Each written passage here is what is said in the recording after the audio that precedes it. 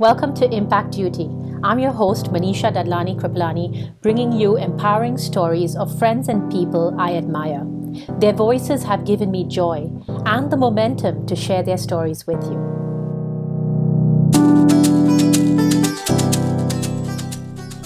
Nawaz Modi Singhania is India's First Lady of Fitness. She's a columnist and writer for various publications and a radio and TV personality. More recently, she authored the book Pause Rewind on holistic living, fitness, and natural anti-aging techniques. Nawaz, welcome to Impact Duty. Thank you for joining me over here. I've just finished reading your book, and as you can see, highly marked, highly tagged. Okay, and I can't wait to get into conversation with you about it. But before we get chatting, Nawaz, for those who may not know who you are, could you tell us a little bit about yourself in your own words? So thank you for having me here, Manisha. I've been in the fitness industry for decades now back in India. I pioneered many of us back in the day when we really didn't have much happening at all in the fitness landscape. I've been a regular columnist for all the lead magazines, papers, etc. in the space that I'm in, fitness, wellness, heart health, rehab, etc. And yes, you've now got my new book in your hand, so I'm really glad to see that. Been a part of a lot of TV shows, hosting a lot of these events, and judging a lot of these fitness competitions and shows, being a part of a lot of these conferences, workshops in and around India, overseas, etc. So that's basically who I am and what I do. Excellent, Nawaz. And as you mentioned, you've been in the industry for a while now. I remember my days in Bombay when, you were the fitness queen. I know you started a couple of fitness studios way back. But how did this journey start for you? Because you started your fitness journey when fitness wasn't the mantra on everybody's lips, okay? And you looked at fitness in a holistic sense. So how did this journey start for you per se? And how have you reached to this level right now? Take us back to where it started from and how you've journeyed to this position right now. So back in the day when I started up, there really was nothing else happening on the fitness scene except for Talwarkers. And if you were a Bombay girl, you would remember that. And their only offering was gym training. There was nothing else. So fitness was super simple back then.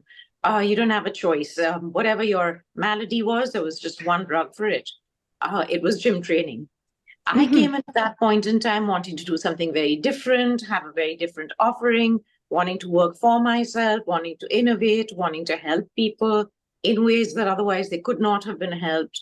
I had a variety of options in front of me as a young girl at that point in time. I decided to go with this one, with fitness. As I started up, I started introducing a lot of, I pioneered a lot of the first. So we had our first, for example, Pilates studios were introduced by us in India. A lot of the cardio genre, which otherwise just didn't exist at all in terms of group classes, whether it be slide training, aqua aerobics, hammock training, all sorts of things came in at different points in time. A lot of mind-body classes, and yes, one center grew into another with a whole host of different offerings at that point in time. People came in with all sorts of requirements, whether it be fat loss, inch loss, prenatal exercises, postnatal exercises, senior citizens, kids, those needing rehab, those needing to put on weight, etc. Obviously, for every disease, you cannot be having the same medication. Obviously, it's got to vary. And that's where we came in. For a lot of the very obese, the lot who had, replacement therapies, whether it's a hip joint, a knee joint, etc., who cannot be exercising on land, you cannot be having any weight-bearing exercises happening as a result of, the issue on hand. Water aerobics, aqua aerobics was very important, very efficient. So a lot of this detailing happened, and that's how we started, moved, grew. Pilates became gyrotonic, so on and so forth. And here we are. Wow. And were you always into fitness, even way back in during your childhood? Or was there a pivotal moment or something that made a mindset shift for you to move into the fitness field? That's a really good question because no, I was thought to be stillborn. I was born very tiny, very weak, Yes. you know, sort of, I was thought I would not breathe when I was born. So I was thought to be stillborn. And with a lot of pull and push, I was put together. As a young girl in school, I was always seen as the weakling. The Mm, gym trainer would see me, and if we had kids doing a lineup of somersaults or whatever it was, hmm push-ups or cartwheels or whatever it was, and in line, everyone was called down and called through to perform and move forward. Typically, the gym trainer, the P or PT trainers, we used to call them back then, would look at me and say, just never mind, you just go forward, let the next one come in. And it was the most awful of feelings mm, to know that I was physically not up to it. And I think that burnt a hole in my younger years. I was not sporty, I was not physically able, I was tired, I was weak. And I figured at a point in time in my early adulthood, actually late teens more than early adulthood, that I better be doing something for myself in order to just survive here on planet Earth. I better be doing more very consistently so, and I better make it my job because otherwise I would hmm tend not to do it. And that there were many others who had similar issues and not enough offerings at all around the place. So it really became my life's calling in that sense to get into what I am. Wow. Nawaz, when you were telling me your story right now, it just spoke to me because I was a skinny kid growing up in Ghana. And I remember physical training used to be like my nightmare. I used to find every excuse in the book not to because I was not really a fit child. So looking back then, I'm just like, oh Lord, that was just a story that resonated with me So there you tremendously. are. Yeah. Hmm. And taking a look at your book, which like I said, I just finished this weekend. I Great. gathered, I gathered a lot from it. So, But if you had a coherent message that you wanted to come across from this book, what would you say was the message that you wanted to come out from here?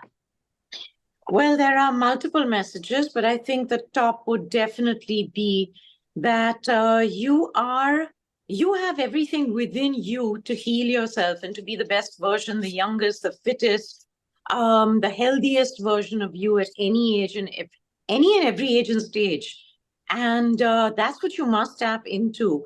And of course, it's great to take a lot of external help, artificial methodologies, but why would you when you have it all within you anyway? Mm-hmm, I think mm-hmm, I'm more about the psychological, mental state than anything else. So you have these young, 16, 17, even younger kids, getting the nose job done and getting, different things done at that point. And while I don't think there's anything per se against it, my greater issue is what does it really do to the mind of a young girl or a young boy?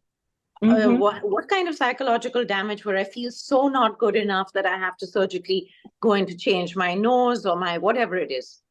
Yes, That's a much bigger worry that how do I live my life like that? What sort of human being am I? What am I putting out there in the world then? What am I putting out there for myself?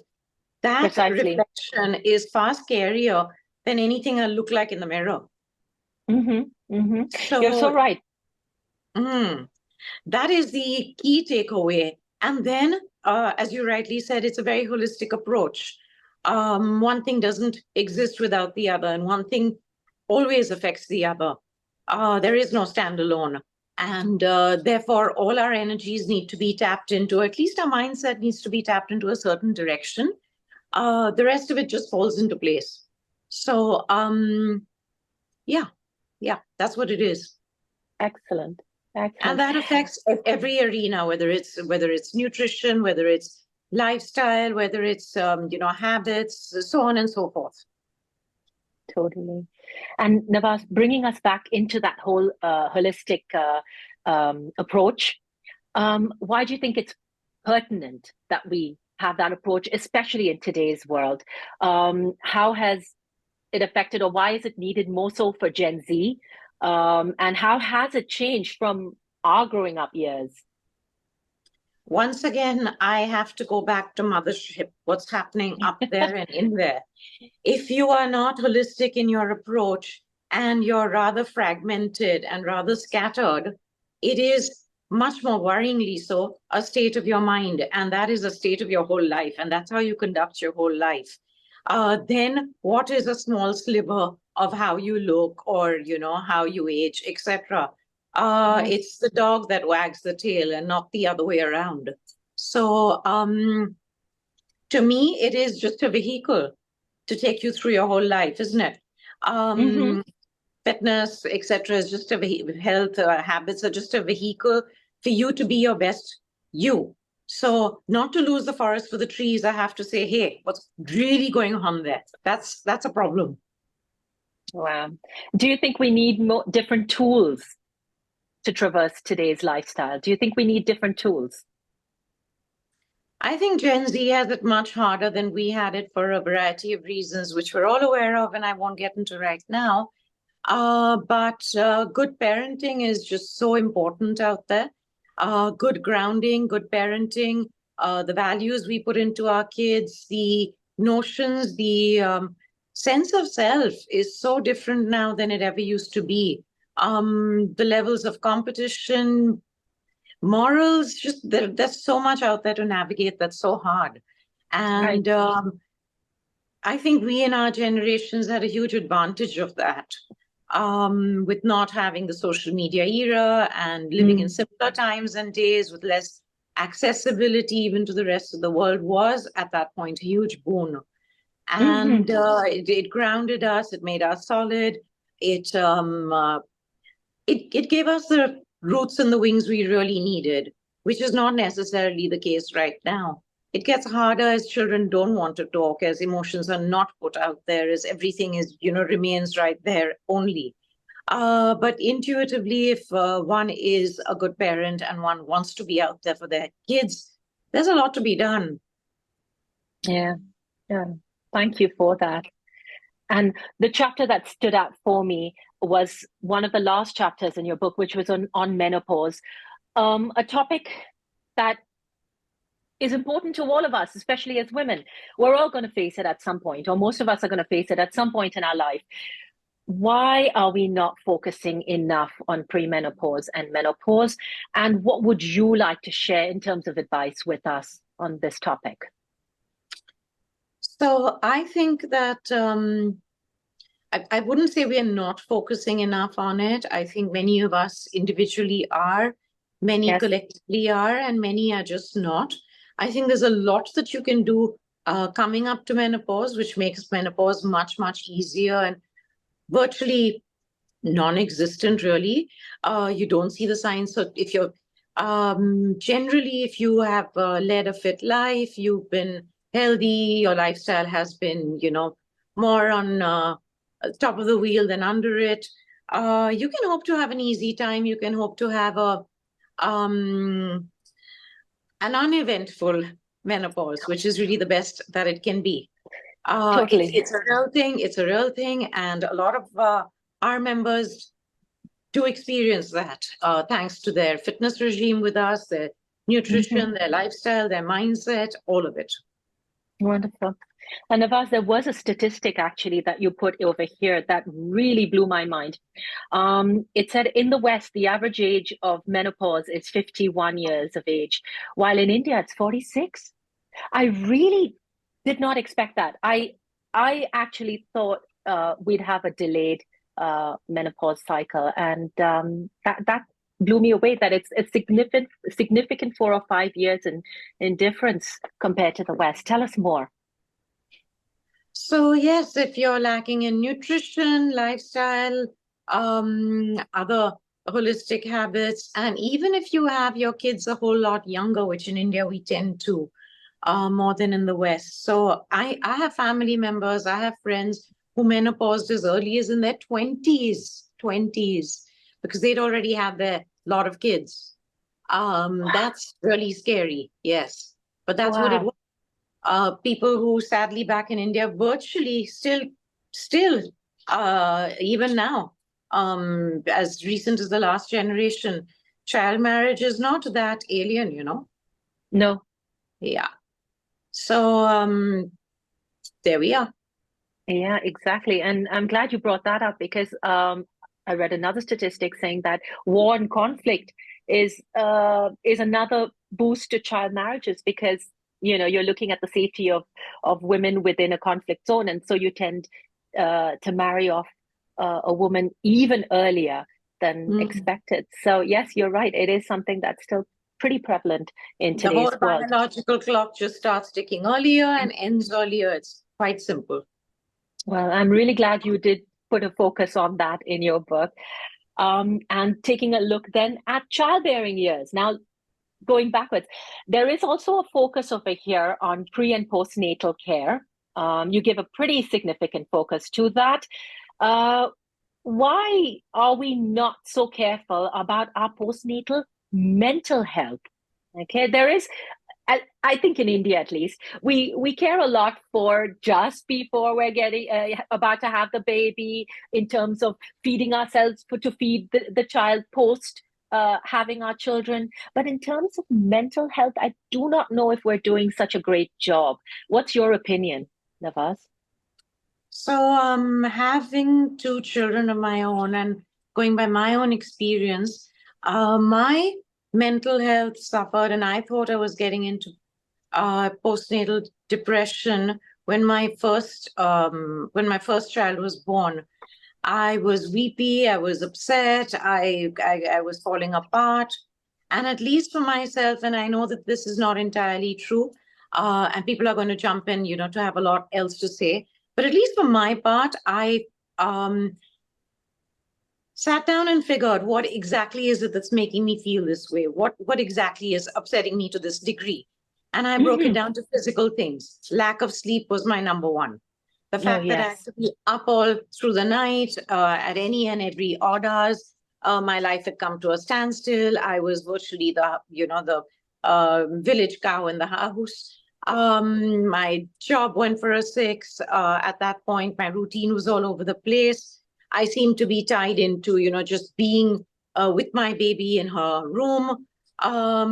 All just really got to me. The simple fact of opening a door in my home really got to me because it was a cesarean baby and I had stitches, what, 7 or 9 layers down into the body. Ouch. Yeah. Mm-hmm. And just the fact of opening a door which had a spring made you feel like all your stitches were about to split. It just sent me into tears. Mm-hmm. And I recall back then that, I just burst out crying one day in front of everyone. And my husband was in the room, and I asked everybody else to leave. I wanted to talk to him. And of course, we were talking about what was bothering me so much. And I spoke about these 3 top aspects: lack of sleep, the doors with the springs that were giving me, nightmares and, sending me into such a spin, etc. And there were simple solutions. The nurses came back in to suggest a routine by which I was not up all night. I got my 8 hours of sleep without being disturbed at all. My husband had all the springs taken off the doors in the house, which never came back on again, and that sorted that out.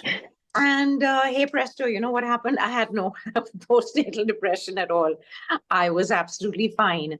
So I think to a of course it's hormonal, of course it's huge. Yes. And yes, it did help that I didn't go AWOL in terms of, my body size. I didn't have any stretch marks. I didn't have any other leftover reminiscences of, the pregnancy. That did, of course, Mm-hmm. help. I looked as, I made sure that I got back in shape super quick. And I think a large part of our hormonal major disturbances are actual physical things happening in our arena. And if we can eradicate them, if we can minimize them or move them, I think postnatal depression is then rather overrated. It's just do what you need to do to make you happy. It gets sorted out. Navas, thank you for that. As you were just saying that, I was going back to my post-pregnancy. As I've got two boys as well. They're now well into their teens, and one's actually started university. However, it just took me right back. It just took me right back, and it's such a hard time because regardless of how much help you may have, the burden or the most of it is pretty much on the mother. As you said, we are the feeding mechanism for, I mean, as a woman, for that little being that's dependent on you. Mm-hmm. And you're so sleep deprived. I was just thinking back to the hours of sleeplessness and me falling asleep. Oh, thank you for that. But yes, Yeah. you're so right. It's just tying in the fact that if you match a bit of your physical needs or a bit more on your physical needs, you may be able to counter what is largely hormonal post-pregnancy. Mm-hmm. And you've got a large social media presence. Mm-hmm. Has that been a boon or a bane for you? With every social media presence comes a fair amount or a bit of negativity as well. Okay, have you managed to traverse that? Have you managed to use social media more effectively for you in the recent times? I think social media is such a mammoth boon, such a mammoth tool that nobody can at all afford to ignore it naturally. The reach, the visibility, etc. Many people make it on social media even before they make it in the real world. Um, Now, no, I don't think it's been a negative factor at all. I think behind every social media account, the face of it has to be a responsible person. If you put yourself out there responsibly, if you are asking for trouble, you're going to get it. So, Really? for me, it's been great. I think just as one conducts oneself in the regular human world, and we have a certain propriety about us, a certain sense of how we would be received, what would be right, what would be wrong, etc. One exercises that on social media. It's absolutely fine. When you don't and you're inviting trouble, trouble will certainly come. Oh, thank you. Thank you for that perspective. Hmm. Taking a look at trauma, big or small, I mean, all of us are going to have some kind of trauma in some way. What tools would you share with us to counter trauma or to deal with trauma? I've been taught by my father from a young age that your strongest ally is going to be your mind. And that's exactly what trauma hits, right? If you Yeah. stop making things personal, because they're really not, it's a thing. It could be anyone. It's not a personal thing. Anyone playing your role in this life, in your position, might have encountered the same sort of whatever it might be, trauma, treatment, whatever you'd like to call it. It's just really not a personal thing, a very healthy sense of self, Hmm. of esteem, of confidence. You read about that in the book as well, is critically important. Trauma and the people who try and inflict trauma are either in a conscious or subconscious or unconscious, whatever it is, level, trying to mess with your mind, trying to disengage your mind, your intellect, and the mothership. And if you stay sharply focused on that, and that really comes naturally if you already have a strong sense of self, it's not then premeditated, it's quite Hmm. natural. Um, that's extremely important. There are times in trauma where it's important to block. There are times in trauma where it's important to face up to it, deal with it, evolve, grow from it. Realize that the trauma is not there to consume you. It wasn't not there. It was there. It happened, whatever it was.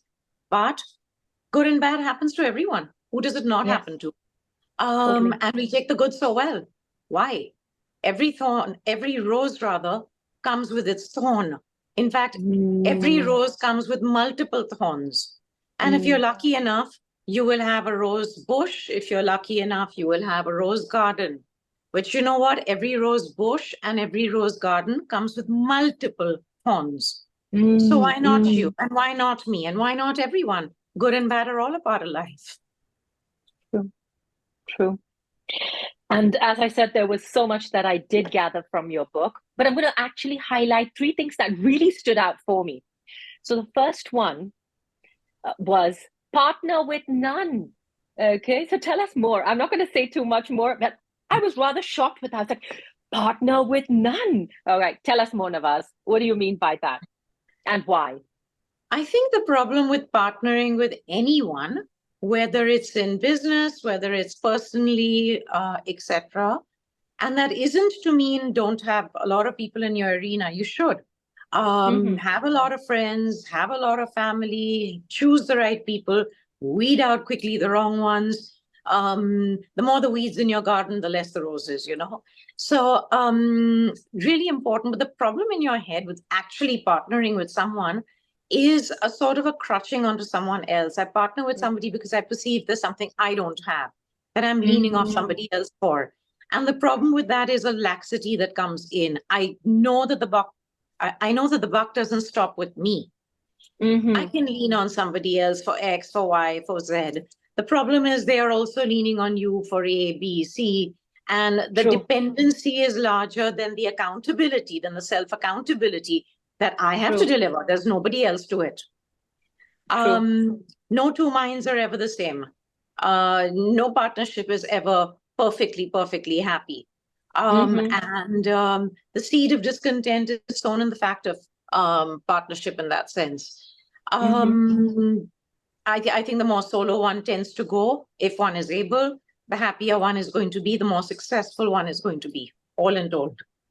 Mm-hmm, mm-hmm. I had a small perspective shift based on that because we tend to put our diet plans together. So I'm looking at a diet plan with my husband, and when we're looking at intermittent fasting, but the days that he cheats or I cheat, we tend to, oh, okay, let's cheat together kind of thing. So that's when I realized, okay, there might be some truth to that. The second thing that got me was something that a lot of us Indians do, which is oil our hair. But Hmm. you're not a big fan on that. You're not a big fan of that. No. And you taught me a new word, which is scritching. Did I get that right? Scritching? Okay. Yeah. So as an English teacher, that was a new word for me.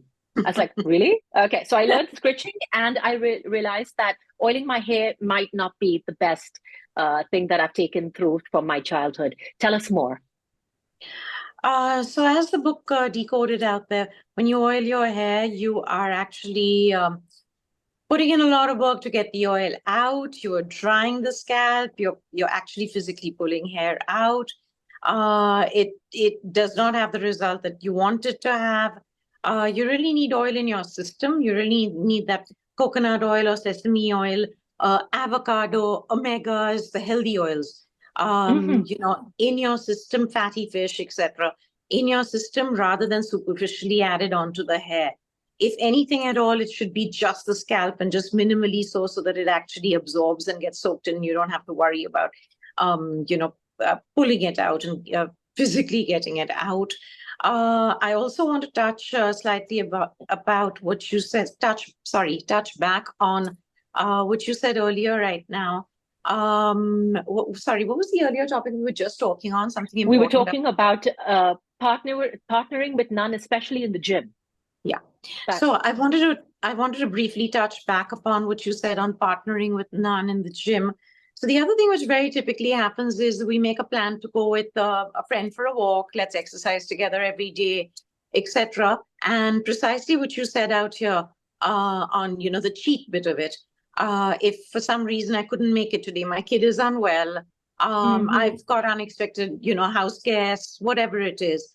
I have a function in the family, I won't go. The other person will tend not to go either, using that as an mm-hmm. excuse. I have double the excuses now, my own plus yours, to not go. Mm-hmm, It's very mm-hmm. easy to just crash it out and say, that's it. Totally. The failure of it is seeded in the fact of the partnership. Right. Right, Hmm. exactly. And last but not least, what actually stayed with me, something that I have encountered recently in parts of my reading, but you've highlighted it in your book, which is acidic environment. The acidic environment that we seem to have more of right now. And it's linked to inflammation, not inflation, inflammation. Tell us a bit more, and what would you do in terms of giving us advice to counter this?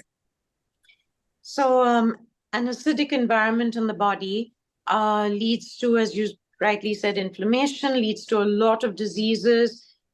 We need to make sure that the bodies are more alkaline than acidic. And stress causes it, food causes it, lack of sleep, environment, things that are in our general field.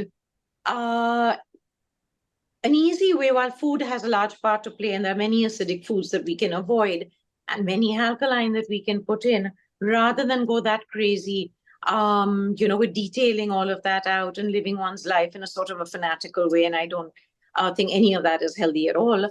The easier way to do it is just focus on your water intake.